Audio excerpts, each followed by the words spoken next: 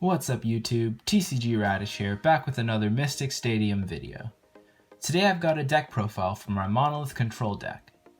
This deck has a lot of cards that can slow down your opponent's attacks, and a lot of monsters that are big with a lot of shield that are difficult for your opponent to deal with.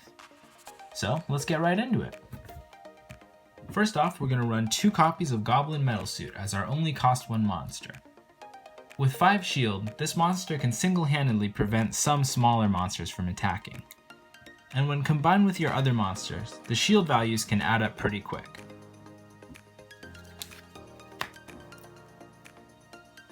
Next up, we got 3 copies of Enchanted Sentinel.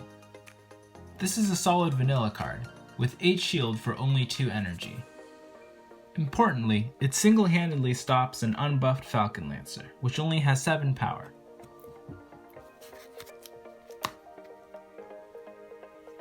Then we run 2 Armored Blade Master.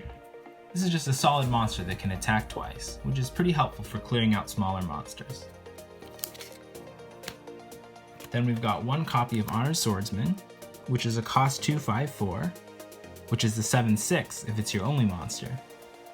Since this deck plays a lot of spell and flash cards, it's often the case that we only play 1 monster anyway.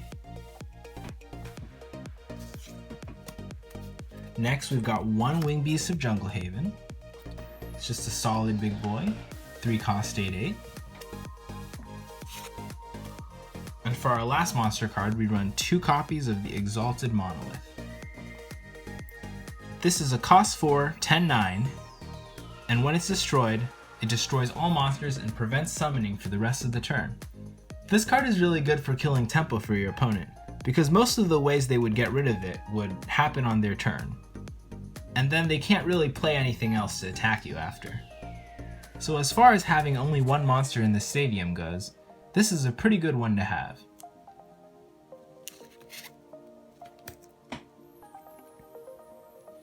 To kick off the spells, 3 quick energy of course, gotta run that. Then we've got 2 arcane arrows to play against decks that run a lot of small monsters. And we've also got 2 Sword of Judgment for decks that run bigger monsters.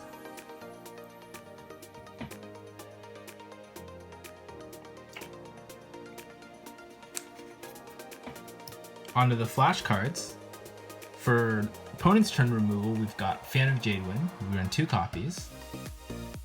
As always with this card, if your opponent's got a full hand and you don't know what's in it, it's generally a pretty risky play to use this because they could play another monster and it could be a lot worse.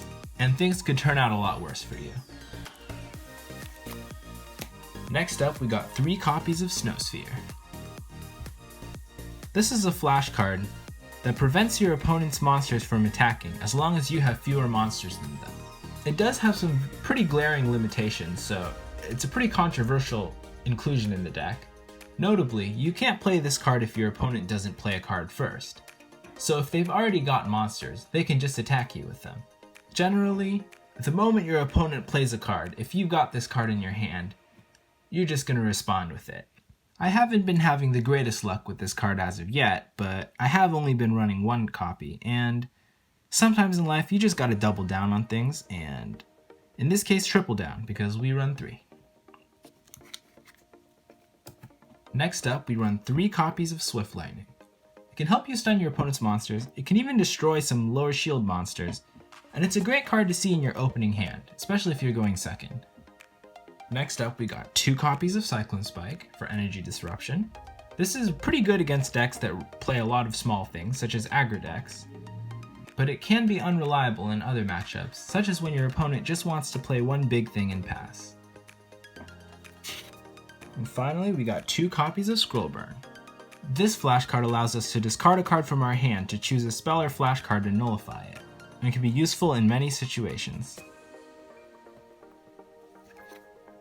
And there you have it. That's my Monolith control deck list using only cards from Enter the Stadium. Thanks for watching.